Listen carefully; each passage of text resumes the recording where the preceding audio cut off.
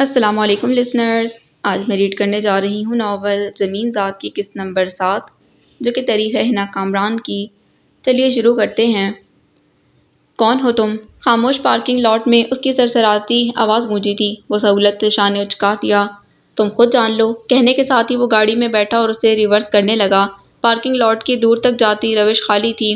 اس خالی روش پر ریورس ہوتی کار میں بیٹھا وہ شخص دونوں ہاتھ سٹیئرنگ وہیل پر جمائے اسے تک رہا تھا، جس نے اپنی کار کا فرنٹ ڈور پکڑ رکھا تھا اور اد کھلا تھا۔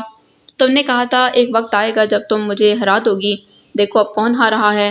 دھندلکے میں مدھم چہکتی ہوئی آواز اس کی سماعت سے ٹکرائی تھی۔ نامکمل سے حولے دماغ کے پردے پر جیسے بننے لگے تھے۔ وہ خود سے دور ہوتے انسان کو تکے جا رہی تھی اور وہ خود سے بہت دور موجود لڑکی پر سے نظر نہیں ہٹا پا رہا تھا۔ اس کے سر میں ایک بار پھر سے ٹیس اٹھی۔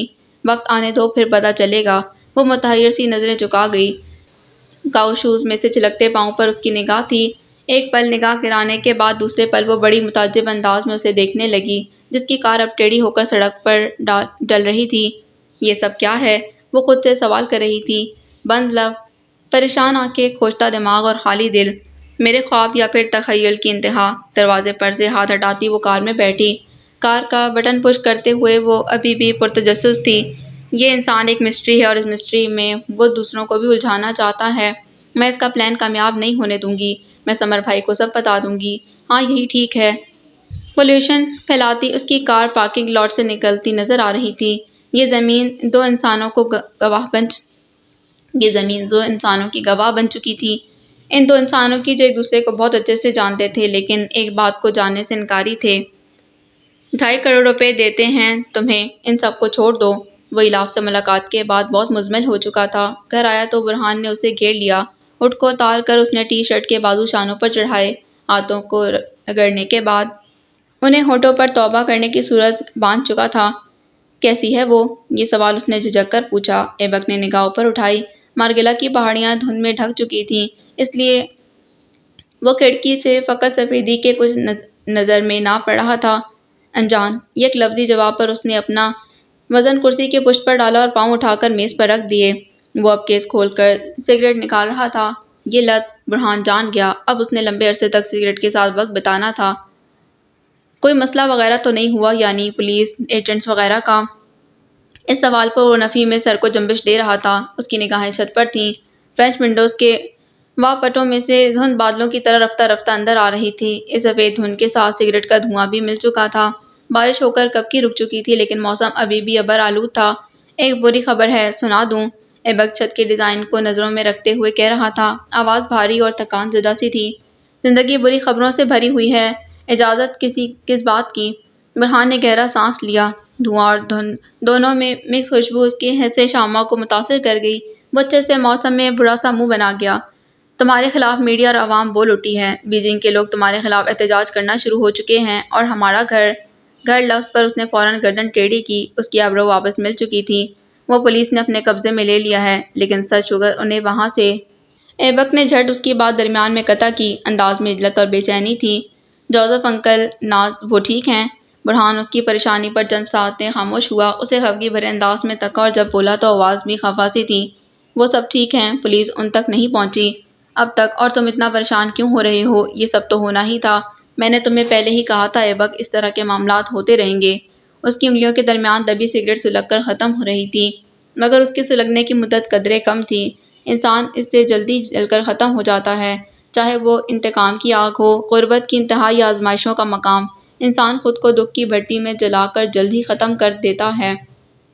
لیکن میں سب ہینڈل کر لوں گا، کسی کو کچھ نہیں ہوگا۔ ایبک سلطان یہاں سے کھیلتا ہے؟ اس نے کنپٹی پر انگلی بجائی۔ برہان ہاتھ پھیلا کر اٹھتا وہاں سے چلا گیا۔ اس کے جاتے ہی وہ پھر سے ریلیکس ہوا۔ اس کا کمرہ ابھی بھی دھند اور دھوئیں سے بھر رہا تھا۔ ایبک نے گردن موڑ کر دیوار کے ساتھ لگے چھوٹے سے اسٹینڈ پر نظر ڈالی جہاں وہ تنکوں والا بیگ ابھی بھی لٹک رہا تھا۔ میری دوستیں کہتی ہیں میں عجیب ہوں، گاڑی گھر کی خواہش کرنے کی بجائے اس بیگ کی خواہش کر رہی ہوں، لیکن وہ یہ نہیں جانتی ایبک کے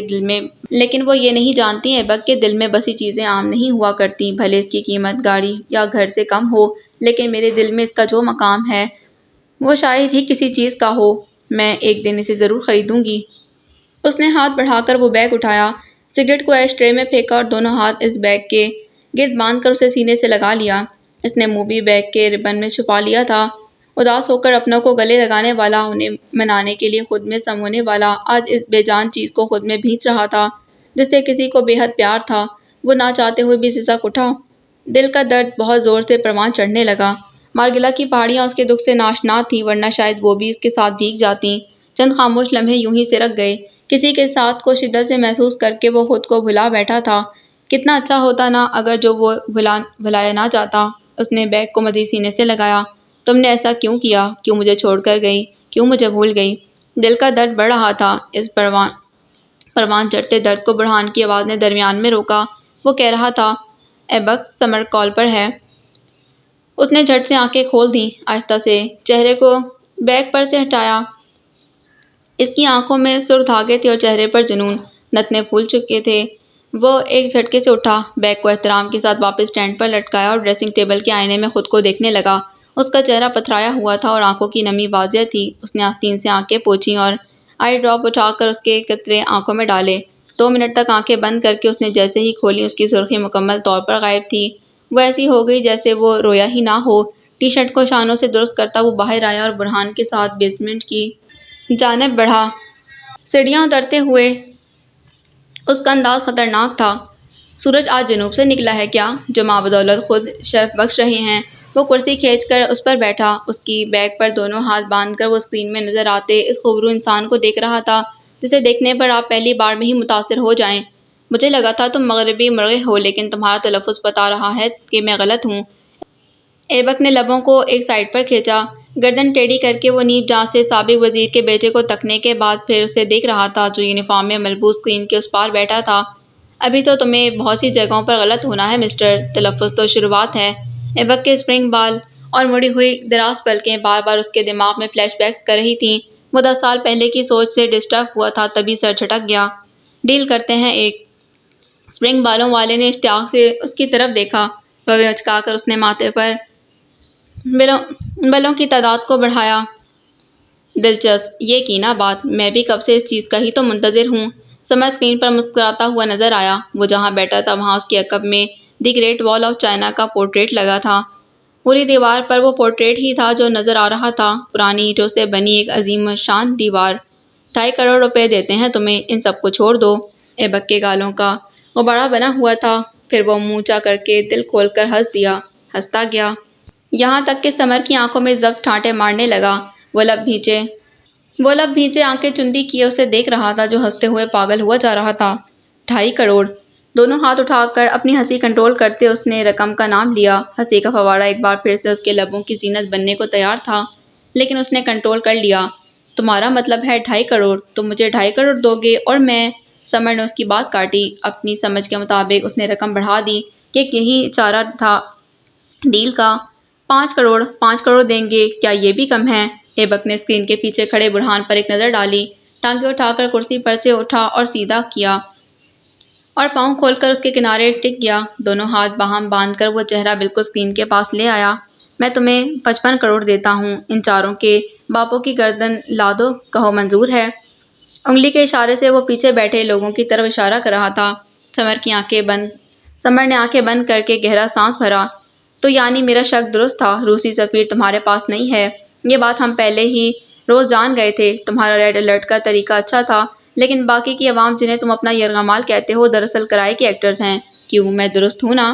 ایبک نے اسے سراہا۔ وہ جانتا تھا سمر جلد ہی سب جان جائے گا، اس میں کوئی حیرانی کی بات نہ تھی۔ مسکرا کر وہ اسے تیلی لگانے والے انداز میں بولا، کبھی بھی اپنے مزاج کے خلاف بات کا اعتراف نہیں کرنا چاہیے، میں بھی نہیں کروں گا۔ سمر لبس پر ہاتھ مارتے ہوئے کہہ رہا تھا، تو یعنی طے ہوا تمہارا معاملہ ان 4 لڑکوں سے ہے؟ ٹھیک ہے، ہم ان کے بارے میں ہی بات کریں گے۔ برہان اس کی آواز سن رہا تھا اور اسے دیکھ رہا تھا، لیکن سمر اسے دیکھ نہیں سکتا تھا کیونکہ برہان والی سائڈ کا کیمرہ آف تھا۔ مارگلا کی پہاڑیوں کے عین سامنے بنے اس گھر کا بیسمنٹ بالکل ایسے ترتیب دیا گیا تھا جیسے وہ بیجنگ کا بیسمنٹ ہو۔ ٹینوں پر لگے اسٹیکر، دیواروں کا رنگ اور وہاں لکھے چائنیز الفاظ یہ بتاتے تھے وہ پاکستان میں نہیں ہے۔ اور ہاں، ایک اور چیز بھی ان کا پاکستان نہ ہونے کا بتاتی تھی، اور وہ تھی ان لوگوں کی لوکیشن جو بیجنگ کے ایک پوش علاقے کا پتہ دیتی تھی۔ سمر اسی پوش علاقے کے گھر میں بیٹھا تھا۔ وہاں لگ بھگ 2600 گھر تھے۔ اس 2600 گھروں میں انہیں زمین ذات کو تلاشنا تھا۔ وہ جانتا تھا وہ یہ کر لے گا۔ میرا معاملہ 5 لوگوں میں سے ہے، جن میں تمہاری بہن بھی شامل ہے۔ ہم ان 5 لوگوں کے بارے میں ہی بات کریں گے۔ اپنے تئیں وہ اسے بھڑکا رہا تھا، لیکن ثمر نہیں بھڑکا۔ اس نے بہت تحمل سے جواب دیا، ٹھیک ہے، اس کے بارے میں بھی بات کر لیں گے۔ ڈیل کرنی ہے تو میچور طریقے سے کرو۔ میچور؟ ایبک نے لفظ دہرایا۔ بڑھان اسے کام ڈاؤن رہنے کا اشارہ کر رہا تھا، لیکن وہ نہیں ہوا۔ ٹھیک ہے، ایسا ہی صحیح، رد و بدل کرتے ہیں ڈیل میں۔ ان چاروں کے باپوں کی گردنیں نہیں مانگتا۔ تم مجھے اپنی بہن دے دو، میں انہیں چھوڑ دوں گا۔ آنکھوں میں انتقام کی آگ لیے وہ بھڑکیلے مگر دبے لہجے میں اسے کہہ رہا تھا۔ ثمر لب بھیجے ضبط بھری نگاہوں سے چند ثانیوں سے دیکھتا رہا۔ اس کا حوصلہ اب جواب دینے لگا۔ اپنے لفظوں پر غور کرو۔ تم نے کہا تھا میچور ڈیل کرتے ہیں۔ مجھے تو اس میں کوئی مذائقہ نہیں لگتا۔ تم اپنی بہن کو دو، میں نے تم پر وار دوں گا۔ بس 1 ہفتے کی ہی بات ہے۔ برہان نے آنکھوں کے سامنے ہاتھ کا جھجھا بنایا تھا۔ اس کا نچلا لب ہونٹوں میں آ چکا تھا۔ بیسمنٹ میں موجود کرائے کے یرغمال اور سیاہ فام گارڈ ان کی گفتگو سے ناشنا تھے، کیونکہ وہ ان سے دور تھے۔ ایبک باتوں کے دوران انہیں دور ہی رکھتا تھا۔ تمہیں کیا لگتا ہے تمہاری موت کتنی بھیانک ہونے والی ہے؟ ثمر کی غورائی مدھم آواز پر وہ ہنسا۔ ماحول یکدم ہی گرم ہوا۔ دیکھو تم پھر مجھے دھمکی دے رہے ہو۔ ہم میچور ڈیل کر رہے ہیں، سمجھے؟ تو میرے لفظوں پر غور کرو، اگلی چیٹ میں جواب دو، نہیں تو اس بار ایک تحفہ تو تم تک پہنچے گا ہی۔ بہت لیٹ ہو گیا ہے نا، اس لیے کہہ رہا ہوں۔ وہ کرسی سے اٹھ گیا۔ گارڈ نے بھاگ کر سسٹم آف کیا۔ برہان اس کے پیچھے لپکا۔ یہ کیا کیا ہے تو نے ایبک؟ الاف کا مطالبہ کر دیا۔ اس طرح حاصل کرے گا اسے۔ دروازے کو پار کر کے وہ دور نکل آیا۔ مسلح گارڈ چوکس سا کھڑا تھا۔ اسے حاصل کرنے کے لیے مجھے ان ہتھ کنڈوں کی ضرورت نہیں ہے۔ وہ بہت پہلے سے میری ہے اور ہمیشہ رہے گی۔ دبی آواز میں اسے کہتا وہ رکا نہیں تھا۔ برہان ابھی بھی اس کے پیچھے ہی تھا۔ تو یہ مطالبہ کیوں؟ ہر اس شخص کو اذیت دوں گا برہان، جو میرے ماضی سے جڑا ہے۔ جانتا ہوں اس وقت وہ ویل مینرڈ، شریف، پاکیزہ انسان انگاروں پر لوٹ رہا ہوگا۔ اور وہ درست تھا۔ ثمر ہاتھ کی مٹھیاں بنائے جلے پیر کی بلی کی طرح یہاں سے وہاں ٹہل رہا تھا۔ اس کا بس نہ چل رہا تھا کہ وہ سب تہس نہس کر دے۔ اس کے قدم اتنے جارحیت سے اٹھ رہے تھے کہ مانو زمین میں گر جائے گا۔ سردی میں بھی ماتھے پر پسینہ چمک رہا تھا۔ دل تھا کہ اس میں بھانپر جل رہے تھے۔ اس کی ہمت کیسے ہوئی؟ ہاؤ ڈیئر ہم! وہ طیش میں چلا رہا تھا۔ اس کے جونیئر آفیسر فاصلے پر ہاتھ باندھے کھڑے تھے۔ کچھ بیجنگ کے سپاہی بھی موجود تھے، جو پرائیویٹ تھے اور ثمر کے ساتھ اس لڑکے کی گفتگو کو بڑے غور سے سن اور آبزرو کر رہے تھے۔ وہ گالی میری بہن کا سودا کرے گا۔ میری بہن کا، اس کی تو میں پھر سے گالی گالی گالی۔ آہ آہ! لیپ ٹاپ کو اس نے زمین بوس کیا اور اتنی شدت سے کیا تھا کہ وہ چکنا چور ہو گیا۔ سب دم سادے اسے سن رہے تھے، لیکن کچھ نہیں کر سکتے تھے کہ وہ اس وقت اس پوزیشن میں نہیں تھے۔ ڈپٹی کمشنر یاور نے یہ کیس ثمر کو دے کر غلط کیا تھا۔ اگر وہ اسے اس کیس میں انوالو نہ بھی کرتے تب بھی ایبک نے اسے اس میں کھینچنا ہی تھا، کیونکہ یہی اس کا پلان تھا۔ سر، ہمیں کچھ ملا ہے۔ بیجنگ پولیس کا بندہ تھا جو دوڑا ہوا اس تک آیا۔ ثمر لمحے کے 1000ویں حصے میں اس تک پہنچا۔ وہ کیا ہے؟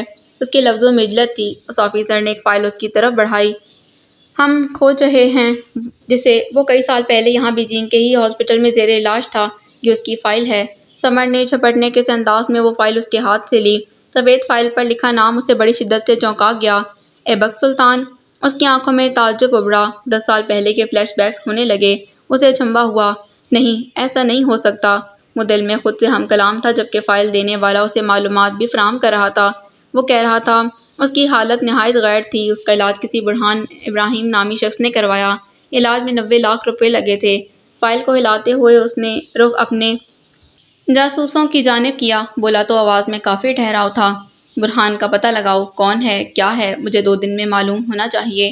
یہ برہان ہی ہمیں ایبک تک لے کر جائے گا۔ سب ایک ایک کر کے اس کے کمرے سے چلے گئے۔ بھوری شیٹ سے ڈھکا وہ کمرہ، جس کی ایک وال پر دی گریٹ چائنا دیوار کا پورٹریٹ لگا تھا، اس کی جانب منہ کر کے کھڑا ہوگا۔ اس کی آنکھوں کے سامنے چائنا وال تھی، وہ چائنا وال جہاں وہ 10 سال پہلے گیا تھا، کبھی کسی دوست کے ساتھ۔ جو میں سوچ رہا ہوں وہ نہیں ہو سکتا۔ اگر ایسا ہو گیا تو بہت برا ہوگا، بہت زیادہ۔ فائل کو جھٹک کر آنکھوں کے سامنے کرتے اس کا انگ انگ پرسوچ بن گیا۔ وہ سوچ جو جلا ڈالتی ہے، راکھ کرتی ہے اور کر کے بے نام و نشان بنا دیتی ہے۔ وہ سوچ جو انسان کو خود سے جدا کر دیتی ہے۔ ماضی کے دلدوز سوچیں، لیکن رک جائیں، ٹھہریں، ابھی ہم ثمر کے ماضی کو نہیں جانیں گے، ابھی وقت نہیں آیا۔ اس لیے فی الحال حال میں ہی گزارا کرتے ہیں۔ ثمر کو ہم بعد میں جانیں گے، انشاءاللہ۔ صبح کی رو پہلی کرنیں اس کے سبھی چہرے پر پڑ رہی تھیں۔ آسمان بالکل صاف تھا لیکن سردی تھی، چڑیاں چہچہا رہی تھیں لیکن اوس پھر بھی گر رہی تھی۔ اذان ہو چکی تھی، وہ پڑ چکی تھی لیکن اندھیرا اب بھی تھا۔ سورج کی ایک گول ٹکی فانٹا کینڈی کی مانند آسمان سے چپکی ہوئی تھی لیکن اس میں سے کرنیں نہیں پھوٹ رہی تھیں۔ وہ آسمان پر چپکا ہوا تھا جیسے بیمار بیڈ پر چپک جاتا ہے۔ اف، تم بہت تیز دوڑ رہی ہو انیشا، پلیز تھوڑا آہستہ چلو، جانتی ہو نا میرا سانس پھول جاتا ہے۔ اس کی ماما گھٹنوں پر ہاتھ رکھ کر بینچ پر بیٹھ گئی تھی۔ انیشا جو ان سے کافی آگے نکل گئی تھی واپس مڑی اور ان تک آئی، واٹر بوتل کا ڈھکن کھول کر اس کی جانب بڑھایا اور بولی، پھر آپ فٹ کیسے رہیں گی ماما؟ ایک چکر بھی آپ نے مکمل نہیں کیا۔ پانی کی آدھی بوتل خالی کر کے وہ اسے بینچ پر پٹک رہی تھیں۔ شلوار قمیض پر انہوں نے جرسی پہنی ہوئی تھی جو اب پسینہ آنے کی وجہ سے اتار کر وہیں بینچ پر ہی رکھ دی تھی۔ تم جانتی ہو میرا سانس پھولتا ہے اور تم یہ مجھے کہاں لے آئی ہو؟ اتنا بڑا گراؤنڈ ہے، چکر ہی مکمل نہیں ہو رہا، کہیں چھوٹی جگہ پر لے کر جاتی، یہاں پر لے آئی ہو۔ وہ اسے جھڑک رہی تھیں۔ دفعتاً ان کی نگاہ سبزے پر بیٹھی یوگا کرتی خواتین پر پڑی۔ وہ گھٹنوں پر ہاتھ رکھ کر اٹھی تھیں۔ تم دوڑو، میں یوگا کرتی ہوں، بھاگنے سے زیادہ یہ آسان ہے۔ انیشا انہیں پکارتی رہ گئی مگر انہوں نے ایک نہ سنی۔ وہ ان خواتین کو جوائن کر چکی تھیں جو انسٹرکٹر کی ہدایت پر عمل کرتے اپنے بازوؤں کو بینڈ کر رہی تھیں۔ ایسٹ اور ویسٹ، میری mummy is the best. Mummy پر ایک نظر ڈال کر اس نے پھر سے اپنا کام شروع کیا۔ سیاہ جاگنگ سوٹ میں سر پر اونچا سا جوڑا باندھے وہ دوڑ رہی تھی۔ جب دو قدموں نے اسے جوائن کیا، انیشا نے سیاہ دھاری دار جاگرز پر نظر ہٹا کر دائیں جانب دیکھا۔ اس کا مسکراتا چہرہ اس کے سامنے تھا۔ خود بخود اس کے قدم سست ہو گئے۔ میں کب سے منتظر تھا، تنہا ہو تو تم سے بات کروں، کہاں ہوتی ہو آج کل؟ وہ دوڑ نہیں رہی تھی، چل رہی تھی، چھوٹے چھوٹے قدم اٹھا کر، مبادا وہ جلد ہی اپنی ممی والی سائٹ پر نہ پہنچ جائے۔ خفا ہو مجھ سے؟ وہ رک گئی۔ آسمان کے سینے پر چپکی وہ گول ٹکی ابھی بھی پھیکی سی تھی، حالانکہ آج موسم بالکل صاف تھا، بس ٹھنڈی ہوائیں تھیں جو چل رہی تھیں، محسوس کی جانے والی سردی ہر سمت تھی۔ میں تم سے کیوں خفا ہوں گی ایبک؟ خفا ان سے ہوا جاتا ہے جن سے کوئی تعلق ہو، تو کیا مجھ سے تمہارا کوئی تعلق نہیں؟ اس نے یکلخت ہی پوچھا۔ انیشا کی نظریں جھک گئیں۔ پانی کی پرت تھی جو اس کی آنکھوں میں آن سمائی۔ میری بہن نے بھی مجھ سے یہی سوال کیا تھا کہ کیا میری زندگی میں کوئی ہے؟ جانتے ہو میں نے کیا جواب دیا؟ ایبک نے نفی میں سر ہلایا۔ میں نے اسے کہا نہیں۔ اس نے انیشا کو خائف پنے سے دیکھا۔ حالانکہ اگر کوئی مجھ سے یہ سوال پوچھے گا تو میں کہوں گی ہاں میری زندگی میں کوئی ہے۔ انیشا بھاری دل کے ساتھ بولی، تم مجھے الجھا رہے ہو، میں ان سب چیزوں میں نہیں پڑنا چاہتی۔ انسان کو وہ کام نہیں کرنا چاہیے جو اسے پریشان کر دے۔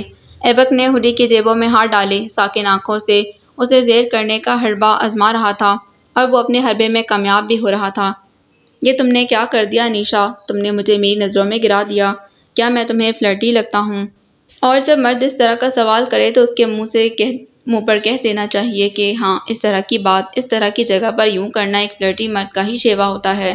جو اصل مرد ہوتے ہیں وہ سڑکوں یا پارکوں میں گفتگو کرنے کے بہانے نہیں ڈھونڈا کرتے، وہ آپ کو فونوں پر تعویلیں نہیں دیتے بلکہ آپ کے گھر آ کر بڑوں سے آپ کو مانگ کر اپنا بناتے ہیں۔ اصل مرد یہی کرتے ہیں، وہ عزت بناتے ہیں، عزت اچھالتے نہیں۔ میں نے ایسا تو نہیں کہا۔ اور لڑکیاں کتنی بیوقوف ہوتی ہیں نا، چکنی چپڑی بات تو تھوڑے سے دل کے بہلاوے میں ان پر اندھا یقین کر لیتی ہیں، کرنے کے بعد اندھی کھائی میں گرا دی جاتی ہیں، کتنا برا کرتی ہیں اپنے ساتھ۔ تم نے وہ سب نہیں کہا لیکن انداز تو یہی بتا رہا ہے۔ مجھے لگتا تھا تم مجھے سمجھ جاؤ گی۔ شیطان بہت بری شے ہے۔ وہ جب انسان کو گھیرتا ہے تو اتنے باریک اور ریشم کے جال اس کے گرد بنتا ہے کہ انسان اس جال میں خود کو بہت پرسکون محسوس کر رہا ہوتا ہے، اسے لذت آ رہی ہوتی ہے ان سب چیزوں سے جن کی ممانعت ہے، جو شیطان کا جال ہیں۔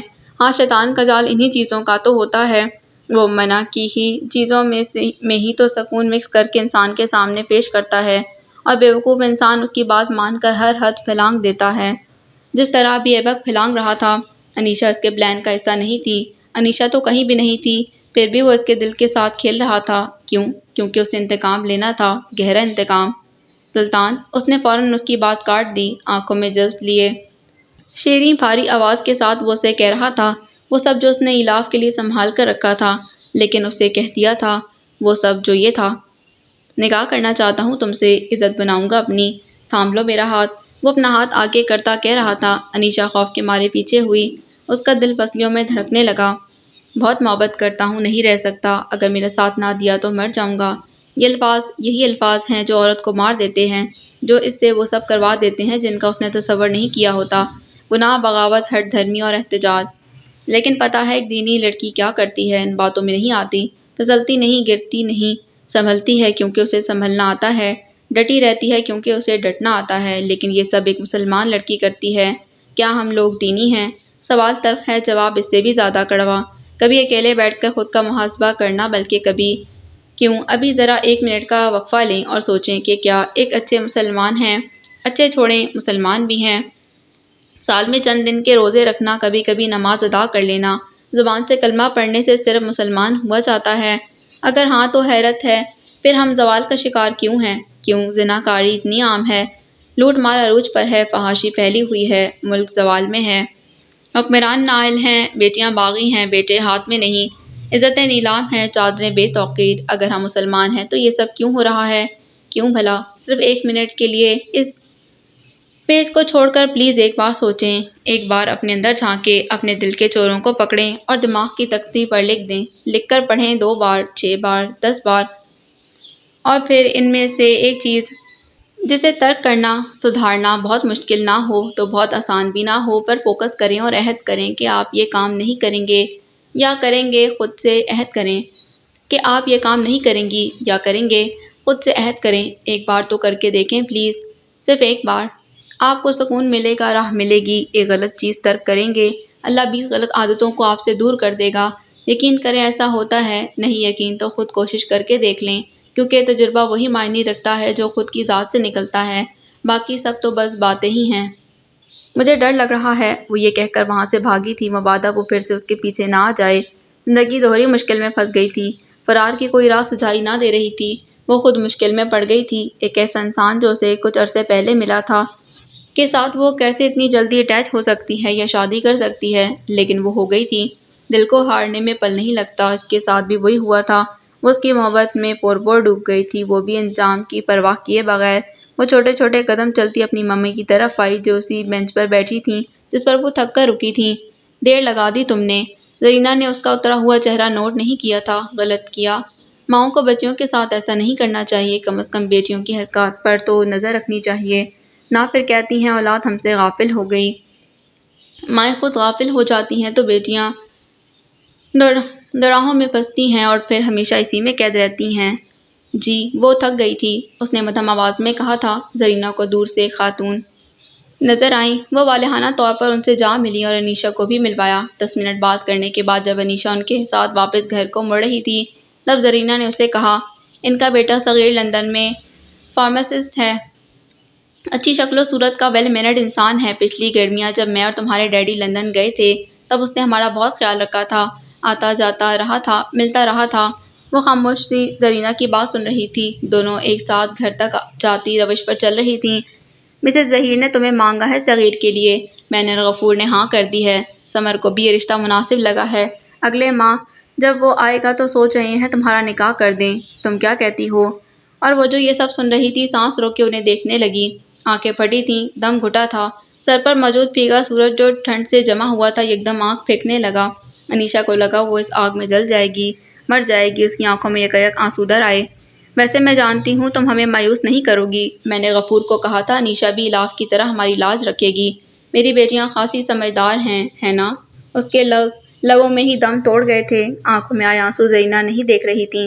کتنا اچھا ہوتا اگر وہ انہیں دیکھ لیتیں، جان جاتیں، کتنا اچھا ہوتا نا؟ وہ خاموشی سے لب سی آگے بڑھ رہی تھی جبکہ اس کا دل تو صنوبر کے درخت کے نیچے ہی رہ گیا تھا۔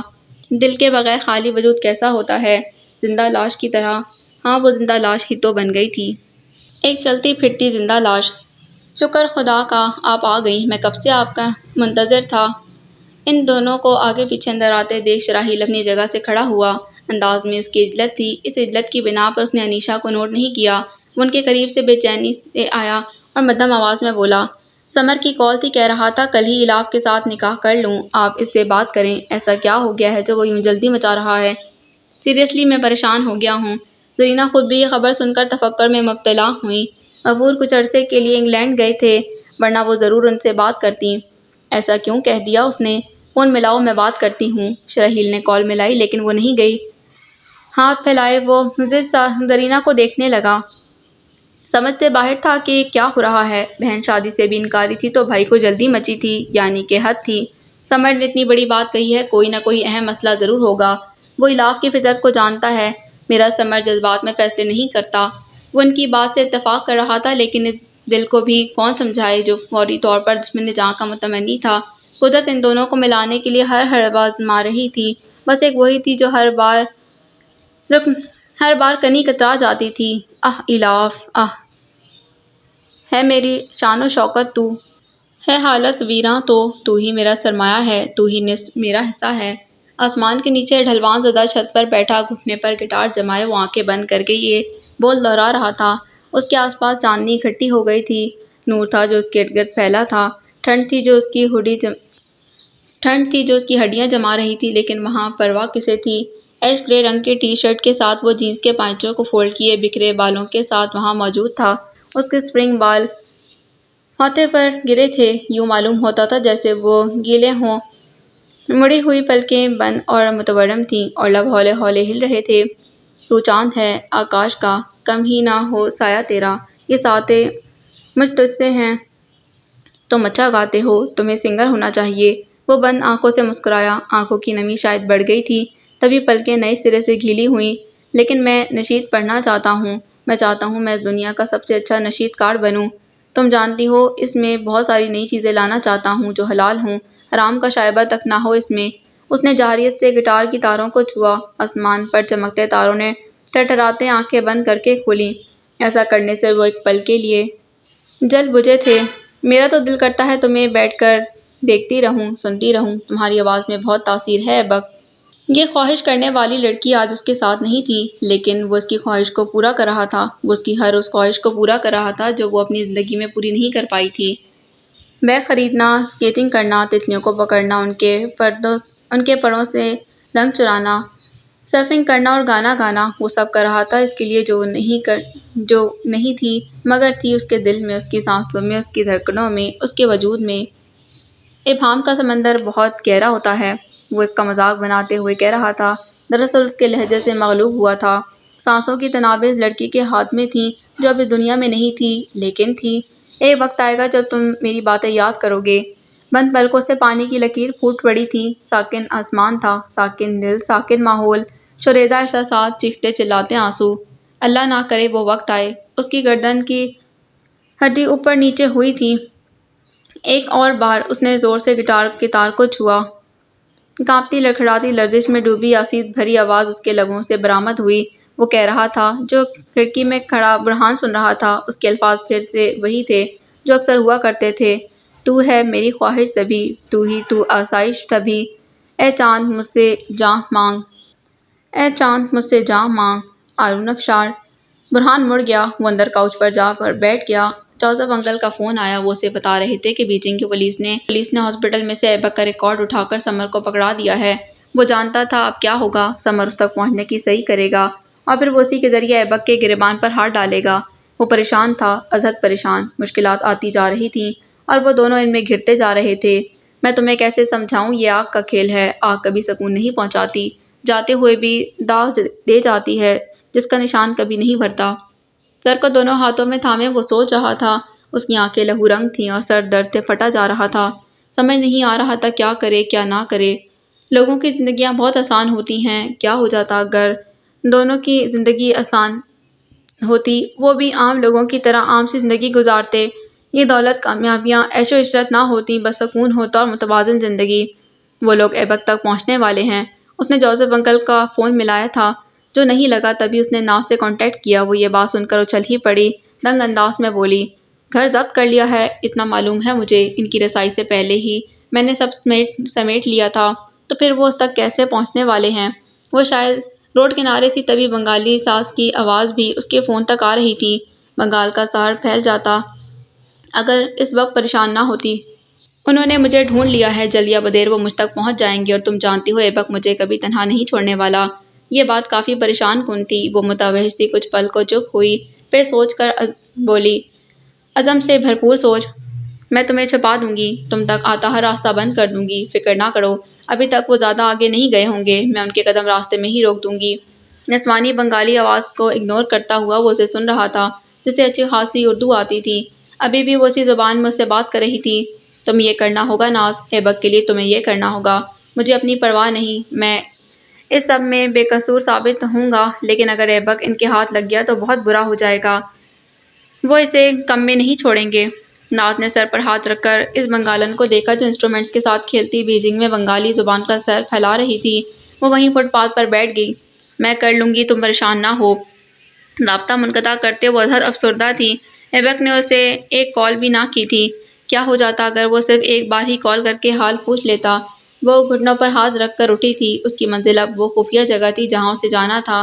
جانا اس لیے تھا تاکہ وہ برہان کو انٹرنیٹ کی دنیا سے مٹا سکے۔ برہان مٹے گا تبھی ایبک بچ پائے گا۔ آپ مجھے انڈر اسٹیمیٹ نہیں کر سکتے۔ کسی باغ میں ایک پھول کھلا تھا۔ اس کی خوشبو نے پورے باغیچے کو معطر کر دیا۔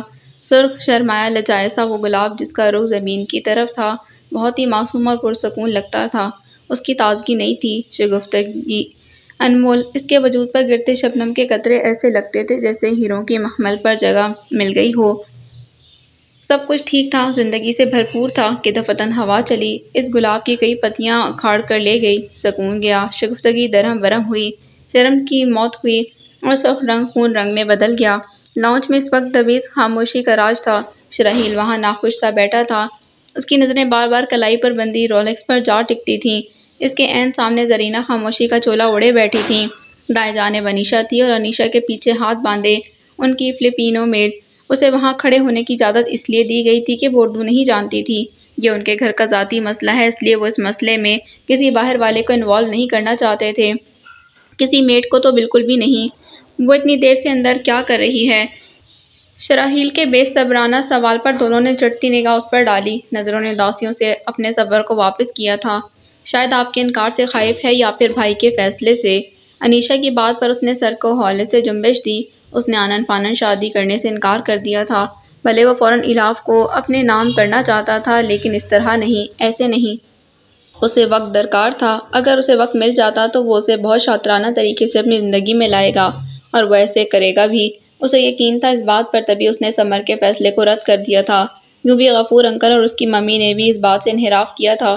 وہ شادی ایک ماہ بعد ہی چاہتے تھے، ایک ماہ بعد بہت شاہانہ انداز میں وہ اپنی من پسند ہستی کو اپنی زندگی میں شامل کرے گا۔ ایسا ہوگا، اسے پورا یقین تھا۔ میں نے اس چیز سے ایک سبق سیکھا ہے، وہ یہ کہ بچوں کے لمبے عرصے تک منگنی نہیں کرنی چاہیے، ڈائریکٹ نکاح اور پھر شادی کر دینی چاہیے۔ اس سیکھ نے مجھے انیشا کے لیے اچھا فیصلہ کرنے کا موقع دیا ہے۔ میری بیٹی بہت خوش رہے گی۔ زرینہ کی بات پر اس کے معدے میں مرچیں بھرنے لگیں۔ وہ پہلو بدل کر بیٹھ گئی۔ میرا ساتھ دو، صرف ایک بات تو ہاتھ تھام کر دیکھو۔ ایبک کی آواز اس کی سماعتوں سے ٹکرائی۔ اس نے زرینہ کی طرف پرسوز نگاہوں سے دیکھا۔ وہ ضرور انہیں آج کل میں اپنے دل کی چاہ سے آگاہ کر دے گی۔ ان کی ماں بہت سمجھدار اور پرلچک ہیں۔ وہ اس کی بات کو بہت عزت دیں گی اور صغیر کو اس کے سر پر نہیں تھوپیں گی۔ ہاں، وہ ایسا ہی کریں گی۔ اسے بھی اس بات کا یقین تھا، تبھی وہ پرسکون ہو گئی تھی۔ آنٹی، میں نے تو ایک بار ہی ڈیمانڈ کی تھی، وہ محترمہ نہیں مانی تو میں بھی چپ ہو گیا۔ آپ اچھے سے جانتی ہیں میری فیلنگز کو، اس نے شکوہ کیا۔ زرینہ اس کے شکوے پر مسکرا دی۔ بہاروں جیسی مسکان تھی اس کے چہرے پر۔ ہر ماں کے چہرے کی مسکان ایسی ہی ہوتی ہے، تازگی میں ڈوبی ہوئی، محبت میں گندھی ہوئی، رنگوں سے بھری ہوئی، سکون سے سجی ہوئی، پیاری ماؤں کی پیاری مسکان۔ دل پر مت لو شراحیل، تم دونوں ہی سفر کر رہے ہو۔ سفر تو میں کر رہا ہوں، وہ محترمہ تو اس لفظ سے کوسوں دور ہیں۔ اس نے دل میں سوچا تھا اور جل بھن کر پھر سے گھڑی کو دیکھا۔ وہ بار بار گھڑی اس لیے دیکھ رہا تھا کیونکہ محترمہ سمر کی ڈیمانڈ سن کر اپنے کمرے میں بھاگی تھیں۔ جو بھی تھا، شراحیل کو ایک آس سی تھی کہ وہ اس نکاح کے لیے ہاں کر دے گی۔ بھلے وہ ابھی اسے نہیں بیانا چاہتا لیکن وہ اندر سے پھر بھی یہی چاہتا تھا کہ الاف ہاں کر دے۔ الاف ہاں کر دے گی تو وہ کوئی کسر نہیں چھوڑے گا اس کی شایان شان شادی کرنے میں، مگر وہ ہاں کرے تب نا۔ آپ مجھے انڈر اسٹیمیٹ نہیں کر سکتے۔ آپ کیسے کہہ سکتے ہیں میں وہ سب کر لوں جو آپ کہہ رہے ہیں؟ وہ بیڈ کی پائنتی میں ٹکی بے یقین سی اسے کال ملا گئی تھی۔ جب سے اسے سمر کی خواہش کا پتہ چلا تھا وہ اپنا دماغ معاف کر بیٹھی تھی۔ اب بھی وہ اس سے الجھ رہی تھی جو کہہ رہا تھا۔ الاف، مت بھولو کہ تم صرف میری بہن نہیں ہو، بیٹیوں کی طرح چاہتا ہوں تمہیں، زندگی ہو تم میری، عزت ہو۔ میں اس عزت کی حفاظت کے لیے یہ سب کہہ رہا ہوں، تمہیں میری بات ماننی پڑے گی بیٹے۔ وہ لب چباتی نفی میں سر ہلا رہی تھی۔ صبح سے اس کی طبیعت خراب تھی، گلا بیٹھا ہوا تھا، آواز بھاری تھی اور زکام بھی تھا۔ اسے جب بھی زکام ہوتا تھا اس کی آنکھوں میں پانی بہہ نکلتا تھا اور وہ سرخ ہو جاتی تھیں۔ ابھی بھی یہی کنڈیشن تھی۔ اس حالت کی وجہ سے ہی اسے ٹیمپریچر ہو گیا تھا۔ وہ اپنے عرق آلود ماتھے کا نوٹس لیے بنا اس سے کہہ رہی تھی، جو کہ یہ تھا، آپ کی محبت کی قدر کرتی ہوں بھائی۔ اسے جب بھی زکام ہوتا تھا اس کی آنکھوں سے پانی بہہ نکلتا تھا اور سرخ ہو جاتی تھیں۔ اب بھی یہی کنڈیشن تھی۔ اس حالت کی وجہ سے ہی اسے ٹیمپریچر ہو گیا تھا۔ وہ اپنے عرق آلود ماتھے کا نوٹس لیے بنا ہی اس سے کہہ رہی تھی، جو کہ یہ تھا، آپ کی محبت کی قدر کرتی ہوں بھائی۔ آپ کی انسیکیورٹی بھی بجا ہے، لیکن میں وہ نہیں کروں گی جو آپ کہہ رہے ہیں۔ سمر نے زچ پنے سے اس کی بات درمیان میں قطع کی اور الاف کی ہٹ درمی سے عاجز آ رہا تھا۔ دقت ہی کیا ہے؟ تم دونوں کافی سالوں سے انگیجڈ ہو، پسند کرتے ہو ایک دوسرے کو۔ اس بہار میں تو یوں بھی تمہاری شادی ہونی تھی، تو اب کیوں نہیں؟ الاف نے فون کو لاؤڈ سپیکر پر لگا کر بیڈ پر رکھا اور دونوں ہاتھوں سے سر تھام کر بیٹھ گئی۔ اسے چکر آ رہے تھے، کمزوری اچانک محسوس ہونے لگی۔ کوئی مسئلہ نہیں ہے بھائی، لیکن میں اس طرح سے شادی نہیں کروں گی، اس طرح ڈر کر تو بالکل بھی نہیں۔ اسے میں چاہیے ہوں، تب جا کر وہ ان لوگوں کو چھوڑے گا تو ٹھیک ہے، میں اس کے پاس چلی جاتی ہوں۔ سمر کی آواز درستی میں لپٹی دھاڑ آمیز تھی۔ وہ اس پر برس رہا تھا۔ اس کا غصہ خطرناک تھا۔ بکواس بند کرو اپنی، تمہارے فیصلوں کا اختیار اس معاملے میں تمہارے پاس نہیں ہے، سمجھی؟ آئندہ اس طرح کی بات کی تو اچھا نہیں ہوگا۔ محبت کر سکتا ہوں تو غصہ اس سے بھی زیادہ ہو سکتا ہوں میں۔ اس نے سیل پر ایک نظر ڈالی۔ باہر دھوپ کھلی تھی، بارش کا زور ٹوٹ گیا۔ ہلکی کنمن ہو رہی تھی، لیکن دھوپ کے ساتھ بہت الگ سا امتزاج تھا، بہت عجیب سا ملاپ۔ بارش اور دھوپ نہیں، الاف اور شرحیل، بارش اور بادل، ہاں، الاف اور ایبک۔ ابھی آپ غصے ہیں، میری بات نہیں سمجھیں گے، جب آپ… اس نے پھر طیش میں الاف کو کاٹا۔ میں کبھی بھی تمہاری بات پر غور نہیں کروں گا الاف، خواہ میں غصے ہوں یا پھر نہیں۔ 2 دن دے رہا ہوں تمہیں، فیصلہ کر لو، سمجھا لو دل کو۔ 2 دن بعد تمہیں شرحیل کے نام کا ہونا ہے۔ پر بھائی، بس میں نے کہہ دیا اور کچھ نہیں سنوں گا۔ ٹوں کی آواز بتا رہی تھی وہ کال منقطع کر چکا ہے۔ الاف نے چند ثانیے روشن اسکرین کو دیکھا، پھر کچھ سوچ کر اس میں انگلی سیل فون کی اسکرین پر پھیری۔ ایبک کا نمبر وہاں موجود تھا۔ وہ اسے دباتے کال جانے کی آواز سننے لگی۔ ساکورا میں بیٹھا وہ اس وقت سوشی نوش فرما رہا تھا۔ اس کے ساتھ برہان بھی تھا۔ یہ اسی کی تو خواہش تھی جس کی وجہ سے وہ دونوں آج یہاں موجود تھے۔ کافی عرصہ ہوا تھا گھر سے نکلے ہوئے، پبلک پلیس میں بیٹھے۔ آج وہ آزاد تھے، آج دل آباد تھے۔ بہت عجیب سا موسم نہیں ہو گیا آج؟ یعنی دھوپ اور بارش، بڑا عجیب سا تعلق لگ رہا ہے ان کا۔ چاپ اسٹک کے ذریعے سوشی کی بائٹ لیتے ایبک مسکرایا۔ عوام سے بھرے اس ریسٹورنٹ کی دیواریں خالص اینٹوں سے بنی ہوئی تھیں اور وہاں انہیں کوئی روشن دان بھی نظر نہیں آ رہا تھا جس سے وہ اس پرپیش موسم کا مزہ لوٹ سکتے۔ برہان موسم پر موبائل کی صورتحال دیکھتے کہہ رہا تھا، میرے اور انیشا کے تعلق سے تو کم عجیب ہے۔ اس کی مسکان بڑی ہی افسردہ سی تھی۔ وہ امیر تھا، دنیا کی کون سی دولت تھی جو اس کے پاس نہیں تھی؟ لیکن کیا جینے کے لیے فقط دولت ہی کافی ہوتی ہے؟ نہیں، دولت سے بڑھ کر بھی کئی چیزیں ہیں جو درکار ہیں، جن میں سر فہرست دماغی اور دلی سکون ہے، جو فی الوقت ایبک کے پاس نہیں ہے۔ مجھے سمجھ نہیں آ رہی، تم اس سے شادی کر سکتے ہو، مطلب تم تو الاف سے… ایبک نے سیل فون لکڑی کی میز پر رکھتے اس کی بات درمیان میں قطع کی۔ دیواریں تھیں، اس لیے وہ بارش اور دھوپ کو نہیں دیکھ سکتے تھے، لیکن وہ بادلوں کی گرج تو سن سکتے تھے نا، جو ابھی ابھی ان کی سماعتوں سے ٹکرائی تھی۔ میں نے سوچا ہے کچھ ادھار نہ چھوڑوں۔ سباقیت تو اس کی انگ انگ میں رچی تھی۔ کوئی کہہ سکتا تھا ہینڈسم سا پرکشش لڑکا جسے دور سے دیکھنے پر اچھے خاندان کا گمان ہو۔ اس عمارت جس پر سے جھلکتی ہو وہ سنگ دل ہو سکتا ہے۔ دور سے دیکھنے پر کوئی بھی ایسا نہیں سوچ سکتا، کیونکہ دور سے سب کچھ ہی چمکتا ہوا نظر آتا ہے، لائٹ گلٹری شائن۔ انیشا کا کیا قصور؟ اس کی بات ایک بار پھر سے قطع کی گئی۔ ایک بار ایبک کے ساتھ قدرت بھی شامل تھی۔ بادل اتنی زور سے گرجا کہ مانو آسمان کئی ٹکڑوں میں ٹوٹ گیا ہو۔ چھوٹے دل کے لوگ اس کی گرج سے سہم گئے۔ اس کا سہمنا بہت شدت آمیز تھا۔ قصور تو ادا کا بھی نہیں تھا، میری ماں کا اور اس بیوقوف لڑکی کا جو مجھے اپنا سب کچھ مان چکی تھی۔ وہ تینوں نہیں ہیں نا اس دنیا میں؟ اس کی آواز میں طیش کے شعلے ملے تھے۔ بادلوں کی کیا گرج ہوگی جو ایبک کی دبی غراہٹ میں تھی۔ ٹوٹے ہوئے دل کے ساتھ بے موت مری ہیں تینوں، میرے ہاتھوں میں دم توڑا ہے انہوں نے۔ وہ آنسو، ٹوٹی ہوئی سانس نہیں بھول سکتا میں۔ کچھ بھی نہیں، سب کو سفر کرنا پڑے گا۔ سب کو یوں ہی بے موت مرنا پڑے گا جیسے میرا خاندان مرا تھا۔ وہ غصے میں پھنکار رہا تھا۔ برہان نے یاد دہانی کرائی، الاف زندہ ہے۔ اس نے اپنے لفظوں پر زور دیا۔ ایبک دکھی دل سے مسکرایا، وہ زندہ ہو کر بھی زندہ نہیں ہے، میری الاف تو کب کی مر چکی۔ وہ اپنی کرسی چھوڑ کر باہر کی جانب تیز تیز بڑھا تھا۔ دھوپ کب کی مٹ چکی تھی، گہرے گرے بادلوں نے اسلام آباد کو ڈھک دیا تھا۔ وہ ریسٹورنٹ کی بیک سائڈ پر کونے میں جا کر کھڑا ہو گیا۔ سگریٹ کو ہونٹوں میں دباتے ہوئے وہ شعلہ دے رہا تھا۔ اس کی آنکھیں سرخ تھیں اور متورم بھی، جیسے ضبط کی انتہا ہو۔ کمال کی ابتدا، جمال کا عروج اور زوال کا نزول۔ موسم بالکل گرے تھا، آسمان پر سیاہ بادل مہاراجاؤں کی طرح چھائے ہوئے تھے۔ بارش ایسے ہو رہی تھی جیسے کسی نے نل کھول دیا ہو۔ اس کے سفید سنیکرز پانی کی چھینٹوں کی وجہ سے تھوڑے گرد آلود ہو چکے تھے۔ سہانی فضا میں سگریٹ کی بو ہر سو پھیل گئی تھی۔ اس کا سیل فون بجنے لگا۔ بڑے بڑے بلاک سے بنی دیوار کے ساتھ ٹیک لگاتے اس نے جیکٹ میں ہاتھ ڈال کر موبائل نکالا، اسے آنکھوں کے سامنے کیا۔ نام پڑھتے اس کا وجود ڈھیلا ہوا۔ اس نے یس کا بٹن دبا کر کانوں میں ہینڈ فری اڑسائیں اور سگریٹ کو 2 انگلیوں میں تھامے اسے سننے لگا، جو بادلوں سے بھی زیادہ گرجدار آواز میں اس پر برس رہی تھی۔ وہ کہہ رہی تھی، جو کہ یہ تھا، دکھنے میں تم جتنے شریف لگتے ہو، حرکتوں میں اتنے ہی 2 نمبر ہو۔ اتنی گھٹیا ڈیمانڈ ہو سکتی ہے تمہاری، میں سوچ بھی نہیں سکتی۔ ایبک نے گہرا کش بھرا۔ اس کی آنکھوں کے سامنے ایک بہت بڑا سا گراؤنڈ تھا، جس کی گھاس بہت باریک کٹی ہوئی تھی۔ گراؤنڈ سے پہلے سڑک تھی، جو چہل پہل سے آ رہی تھی، شاید اس لیے کیونکہ بارش کی رفتار خطرناک حد تک تیز تھی اور یہ تھوڑی سنسان سی جگہ تھی۔ گراؤنڈ کے گرد بنی چھوٹی چھوٹی باؤنڈری وال پر نگاہ ڈالے وہ اسے جواب دے رہا تھا۔ اس کی آواز متوازن مگر بے چین تھی۔ تمہاری سوچیں تو کب کی ختم ہو چکی ہیں۔ ایسا نہ ہوتا تو تم یہ سب نہ کہہ رہی ہوتی۔ اوہ شٹ اپ! ایبک نے آنکھیں بند کیں۔ غصہ اس کے دل و دماغ پر حاوی ہونے لگا۔ غصے سے زیادہ بے بسی تھی جو اسے مات دے رہی تھی۔ ہاں، الاف کے سامنے وہ بے بس ہو جایا کرتا تھا۔ یہ کوئی بڑی بات تو نہیں تھی، بالکل بھی نہیں۔ مجھے تمہیں نہیں سننا۔ تمہیں میں چاہیے ہوں نا، تو کر دو سب ختم، مار ڈالو ان سب کو، لیکن ایک بات یاد رکھنا، الاف غفور کوئی عام لڑکی نہیں جو خوف کھا جائے گی۔ خوفزدہ تو تم ہو، وہ سہولت سے بولا۔ بارش کی آواز بہت زیادہ ہو گئی تھی، سب کچھ تو پہلے ہی دھندلا گیا تھا، اب آوازیں بھی مدغم ہونے لگیں۔ خوفزدہ ہو تبھی چلا رہی ہو، غصہ ہو مان جاؤ، مان لینا اچھا ہوتا ہے۔ وہ اس کے تضحیکی انداز پر لب چباتی رہ گئی، آنکھیں خود بخود بھیگ گئیں۔ اس کی اگلی بات سن کر وہ کرنٹ کھا کر کھڑی ہوئی۔ لیکن رو نہیں، میری نیت غلط نہیں ہے، میں صرف تمہیں اپنے پاس ایک رات رکھوں گا اور بس۔ الاف نے سختی سے آنکھیں میچ کر کھولیں۔ اس کے لہجے میں آواز والے کے لیے نفرت تھی۔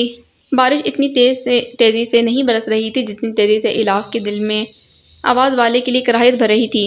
کیا تم انسان ہو؟ تمہاری سوچ کتنی سطحی ہے، دف ہے تم پر۔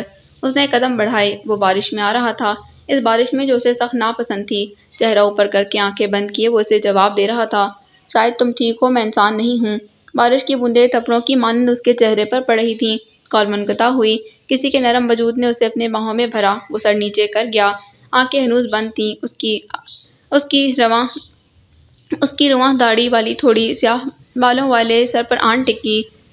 اداس نہ ہوا کرو، مجھ سے تمہاری اداسی برداشت نہیں ہوتی۔ جسمانی فکر میں گھلی آواز پر وہ مسکرایا۔ ٹھیک کہا تھا تم نے، مرنے کے بعد بھی پیچھا نہیں چھوڑو گی۔ اس نے آنکھیں کھولیں۔ اسے کھولنی پڑی کیونکہ جو سر اس کے سینے پر تھا وہ اب ہٹ چکا تھا۔ نرم ہاتھ ابھی بھی اس کی کمر پر بندھے تھے اور سر اٹھا تھا۔ وہ اس اٹھے سر کے ساتھ اسے دیکھتے ہوئے نروٹے لہجے میں بولی، بہت بدتمیز ہو تم۔ وہ پھر مسکرا دیا۔ سگریٹ ختم ہو چلی تھی، تبھی اس کے ڈھلکے ہاتھوں سے گر گئی تھی۔ یوں بھی بارش میں آتے ہی اس کا شعلہ بجھ گیا تھا۔ تم نے کہا تھا بدتمیز ہو جاؤ ورنہ تمیز تمہیں مار ڈالے گی۔ اب وہ ہنسی تھی۔ معلوم نہیں پڑتا تھا اس لڑکے کی آنکھوں سے آنسو گر رہے ہیں یا پانی۔ بس جو بھی تھا اچھا نہیں تھا کیونکہ سرخ آنکھیں اس پر جچتی نہیں تھیں۔ تم نے صحیح کہا تھا، تمیز نے مجھے مار دیا، میرے ساتھ ساتھ تمہیں بھی۔ بھاری گیلی آواز پر اسے لگا وجود غائب ہوا تھا۔ ایبک سلطان ایک بار پھر خالی ہاتھ رہ گیا۔ اس کا دل پھر اداسیوں سے بھر گیا۔ اس نے چہرہ ایک بار پھر سے آسمان کی جانب کیا۔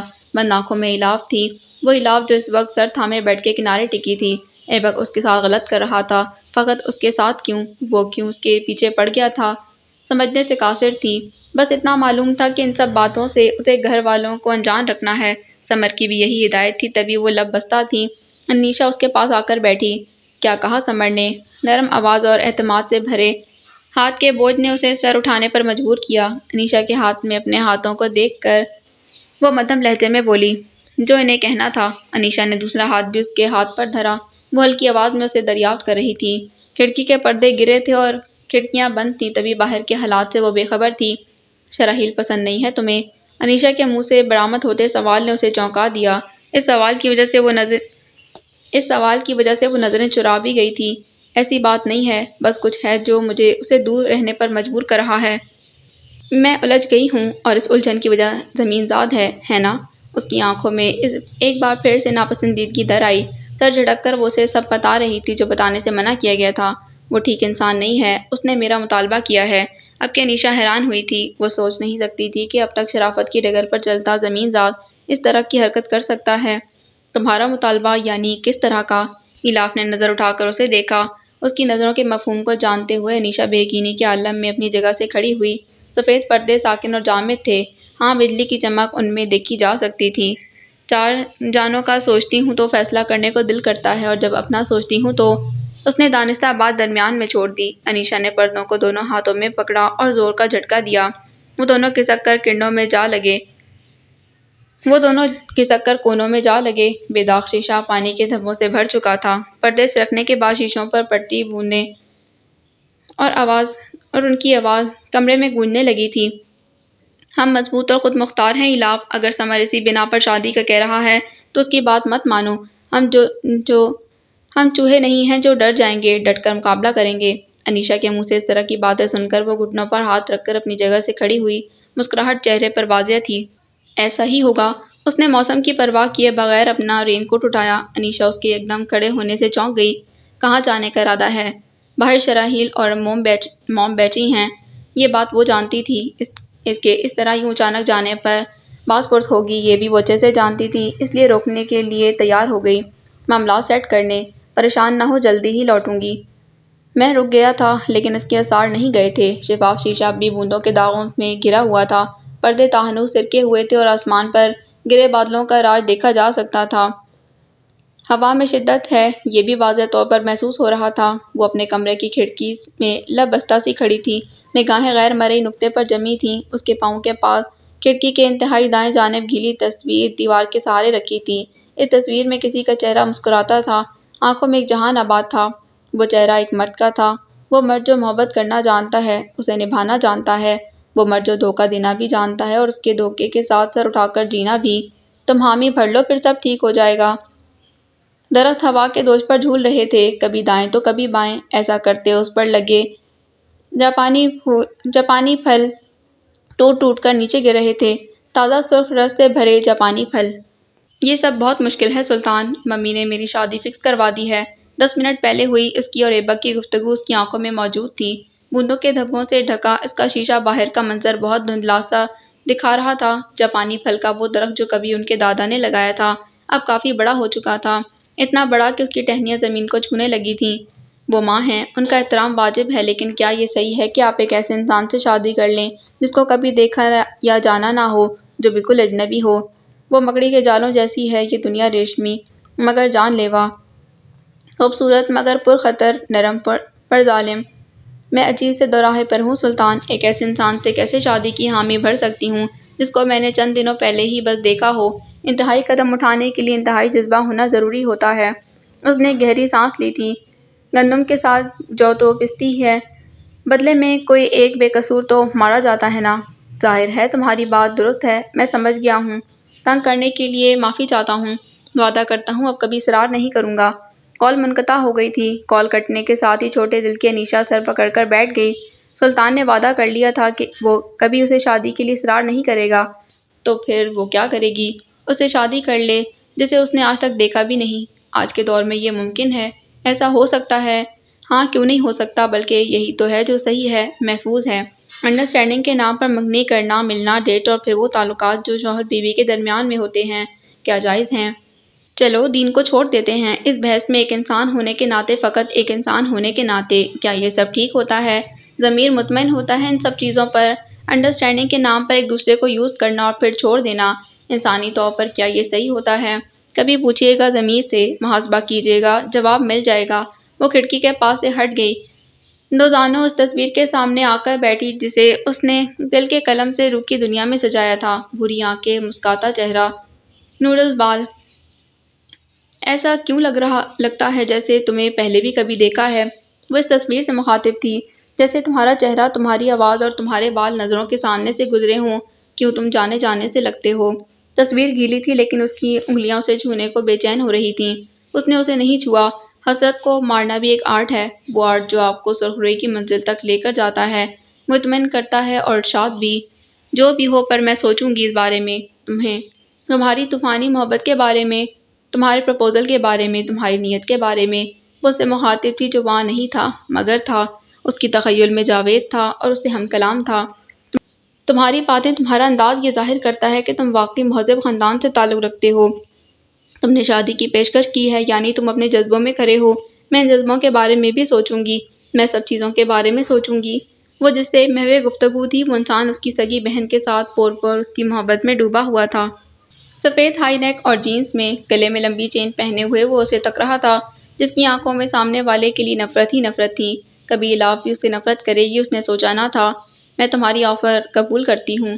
وہ اس کی بات پر ہنسا، سر کو پیچھے گرا کر چمکتی ہوئی آنکھوں کے ساتھ۔ پھر وہ رکا، ہنستے ہوئے اس کا منہ کھلا، زبان کو نچلے ہونٹ پر پھیرتے اس نے منہ بند کیا۔ جب بولا تو آواز میں پسماندہ سی تھی۔ بہت عرصہ پہلے کسی نے اسی طرح کسی کو کہا تھا، تب ریڈ الرٹ جاری نہیں ہوا تھا، بس مجبوری تھی، غریبوں کی مجبوری۔ آخری جملہ وہ آگے کو جھک کر سرگوشی میں کہہ رہا تھا۔ پتہ ہے، وہ یکلخت پیچھے ہوا۔ یقین نہیں آتا کہ مل کے آنر اور سابق وزیر کے بیٹوں کی جان اپنی بہن کی عزت سے زیادہ عزیز ہے۔ تمہارے بھائی محترم کو۔ الاف نے شہادت کی انگلی اوپر اٹھائی اور غصے میں پھنکارتے بولی، میرے بھائی کے خلاف ایک لفظ نہیں بولنا تم۔ وہ تم جیسا نہیں ہے جو عورتوں کا سودا کرے۔ وہ مرد ہے، تبھی جوان مردی کے مقابلے کے لیے میدان میں کود پڑا ہے۔ تم بھی مرد ہوتے تو ایسا ہی کرتے۔ ایبک کے سر میں درد کی لہر اٹھی اور بڑی شدت سے اٹھی۔ تمہیں لگتا ہے میں تمہارا سودا کر سکتا ہوں؟ اس کا تنفس تیز ہوا تھا، درد کی رفتار بڑھی تھی۔ تم ایسا کر چکے ہو ایبک سلطان، خرید رہے ہو مجھے ان 4 لوگوں کی جانوں کے عوض۔ درد کی لہر پھر سے ٹھاٹے مارنا شروع ہوئی۔ سامنے بیٹھی جان سے عزیز لڑکی اسے ہولے ہولے دکھنا بند ہو رہی تھی۔ الاف اس کی بگڑتی حالت پر کشمکش میں مبتلا ہوئی۔ وہ تکلیف دہ مسکان کے ساتھ اس سے کہہ رہا تھا، ایبک سلطان مر سکتا ہے، لیکن اسے بولنے میں دشواری ہوئی، چہرہ ست گیا، ننھے پسینے کے قطرے اس کے پورے منہ پر ڈھیر جما گئے تھے۔ اپنی الاف کا سودا نہیں کر سکتا۔ وہ اس کے لفظوں پر کرنٹ کھا کر کھڑی ہوئی۔ وہ لوگ جہاں بیٹھے تھے وہاں لوگوں کی ریل پیل کم تھی، سکون تھا اور خاموشی بھی۔ یہ کیا بکواس کر رہے ہو؟ اس نے گھبراتے پوچھا۔ تم نے غلط بات کی ہے۔ اس کی حالت ضرورت سے زیادہ بگڑ رہی تھی۔ ایک اور اٹیک، یہ اس کی جان کے لیے خطرناک ہو سکتا تھا۔ تمہیں کیا ہو رہا ہے؟ وہ ڈر گئی، گھبرا گئی۔ محبت کا کب سودا ہوتا ہے؟ الاف میز پر گرتے اپنی سرخ بوجھل آنکھوں سے آخری بار اسے دیکھتا وہ کہہ رہا تھا۔ الاف نے اپنا پرس اٹھایا اور وہاں سے بھاگ گئی، اس بات کی پرواہ کیے بغیر کہ وہاں کون اس کی مدد کرے گا۔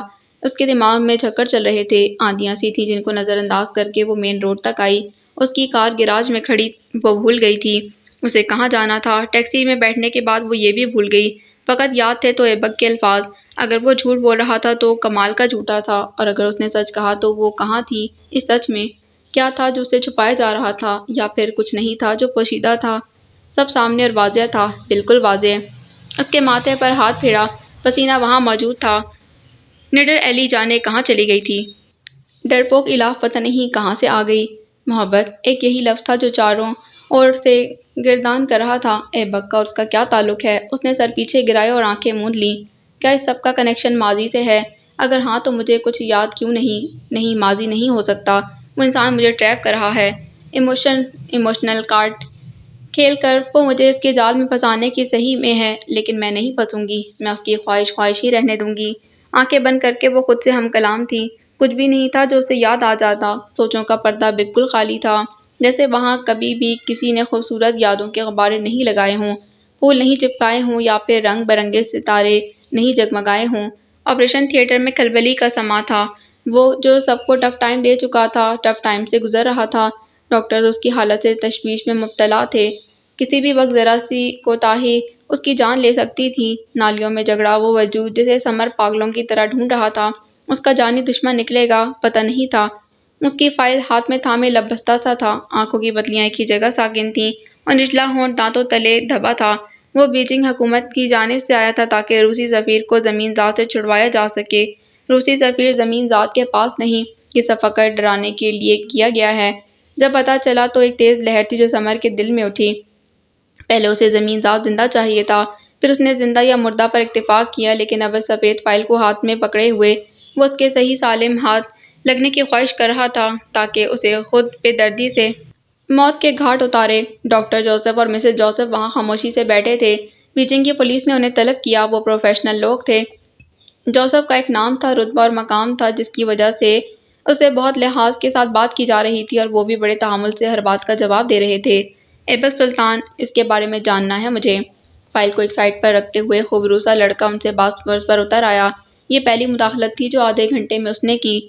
ضرور، میں بتانے میں دلچسپی رکھتا ہوں، لیکن کیا تم اس بات پر یقین کرو گے کہ مجھے بالکل یاد نہیں اس کے بارے میں، فقط اس کے کہ وہ ایک معمولی سا کیس تھا جس سے میں نے ڈیل کیا تھا، غالباً کوئی ایکسیڈنٹ یا میموری لاس۔ ہاں، وہ میموری لاس کا کیس تھا۔ دیکھو، لکھا ہے اس میں۔ اپنے ہاتھ کی تیار کردہ فائل کے ایک پیج کو آگے گھسکاتے جوزف نے سنجیدگی سے کہا۔ سمر نے فائل پر نظر نہیں ڈالی، وہ تو یکٹک جوزف کو ہی دیکھ رہا تھا۔ سنا تھا فارنر بہت پکے ہوتے ہیں اپنے عقائد کو لے کر، پر آپ تو کنورٹڈ مسلم ہیں، آپ کے لیے تو دین کی ویلیوز زیادہ اہم ہوں گی۔ جھوٹ گناہ کبیرہ ہے، یہ تو پتہ ہوگا نہیں؟ جوزف اس کے برفیلے طنز پر پیچھے کو ہوئے، ایک نظر اپنی بیگم پر ڈالی جو تسبیح پڑھنے میں مگن تھیں، پھر بولے تو آواز خاصی متوازن تھی۔ میں جانتا ہوں بیٹا، جھوٹ، زنا، قتل، فحاشی، یہ سب گناہ کبیرہ ہیں۔ یاد دلانے کے لیے شکریہ۔ سمر نے جبڑا بھینچا ہوا تھا اور آنکھیں میچی ہوئی۔ یعنی کہ آپ ایبک کو نہیں جانتے؟ فقط ایک مریض کے علاوہ نہیں۔ سمر نے مسز جوزف کی اور نظر ڈالی۔ اس کے لب پراسرار انداز میں پھیلے تھے۔ ایک مسکراہٹ کا مفہوم سمجھتے جوزف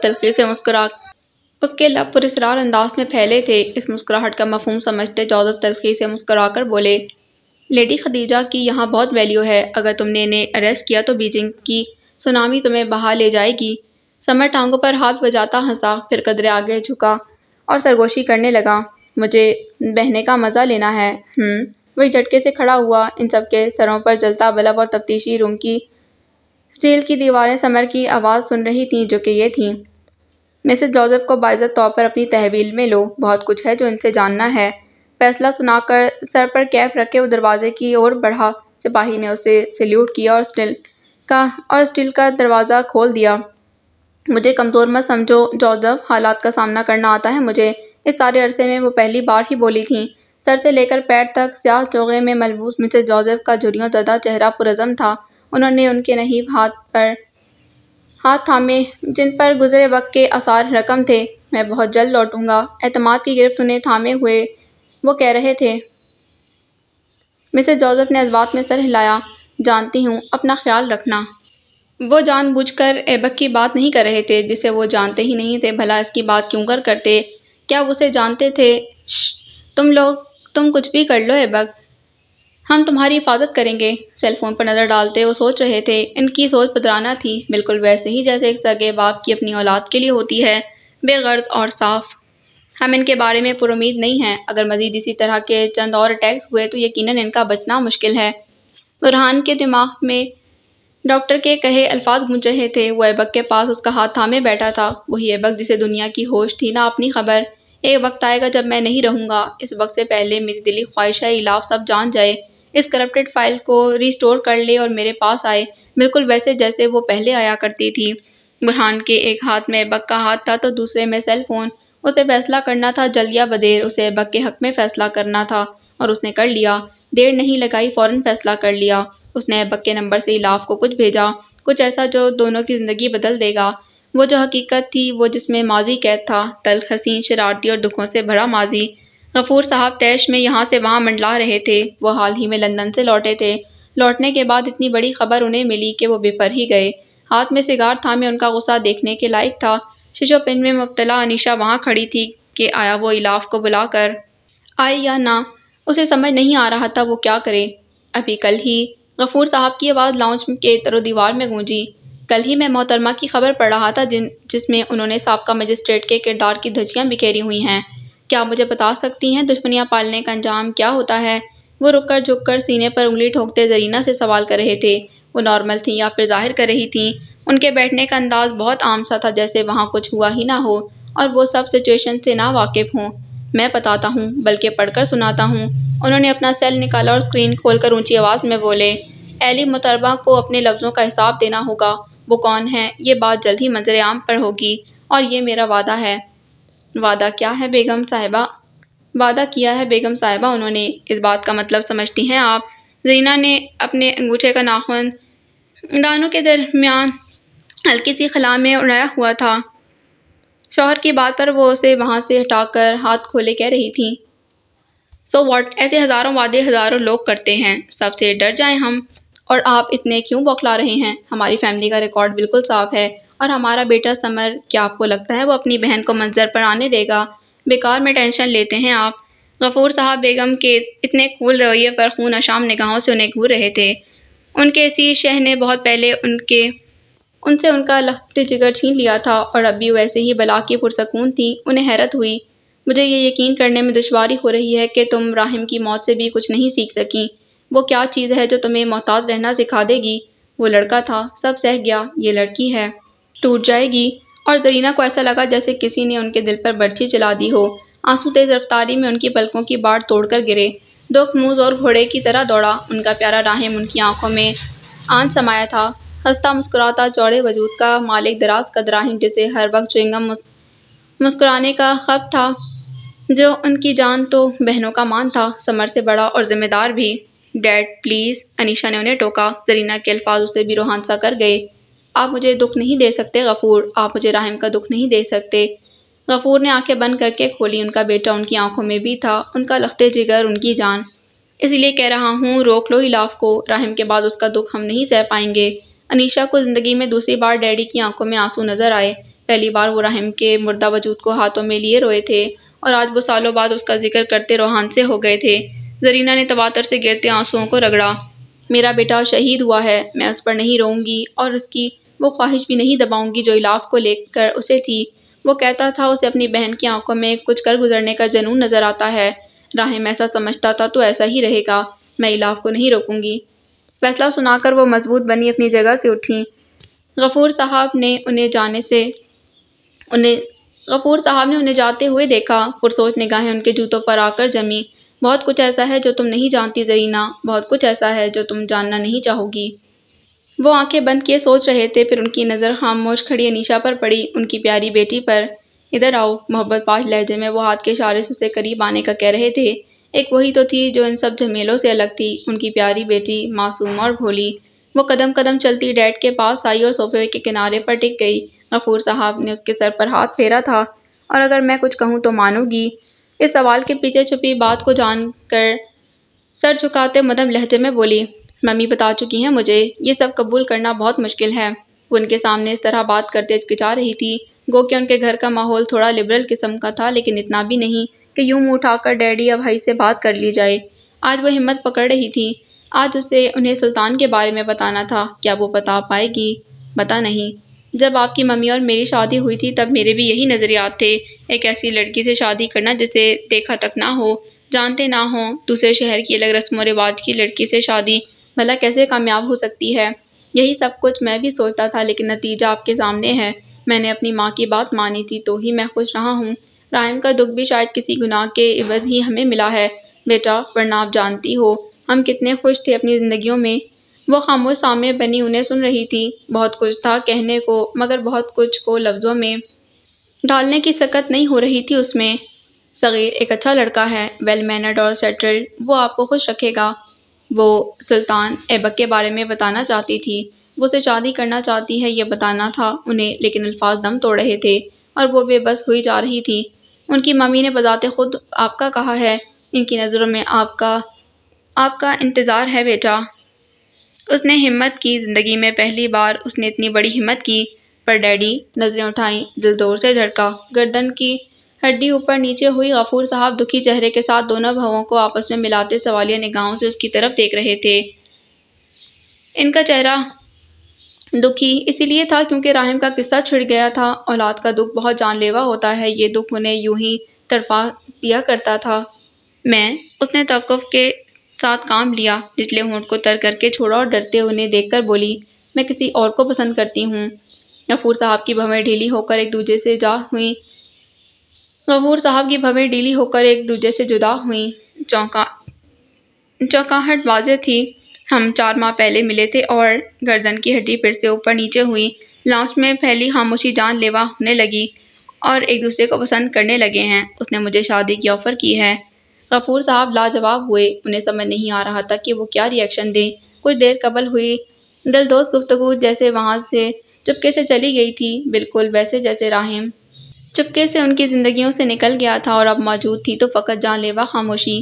ڈیڈی، آگے سے رکھ کر اس نے ڈرتے ان کے ہاتھوں کو اپنے ہاتھ میں لیا اور نظریں اٹھا کر کہنے لگی، میں نے کوئی غلط کام نہیں کیا، وہ بھی بہت اچھا ہے۔